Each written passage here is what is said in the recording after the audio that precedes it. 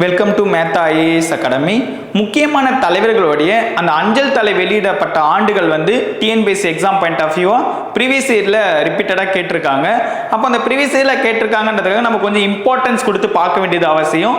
So யார் யாருக்கெல்லாம் அந்த அஞ்சல் தலை வந்து கேட்டிருக்காங்கன்றத நம்ம பார்க்க போகிறோம். பாரதியாருக்கு இந்திய அரசால் அஞ்சல் தலை வெளியிடப்பட்ட ஆண்டு 1960ஆம் ஆண்டு. இப்போ பாரதியாருக்கு எந்த ஆண்டு அஞ்சல் தலை வெளியிடப்பட்டதுன்றது ப்ரீவியஸ் இருக்கிற கொஸ்டின் 1960.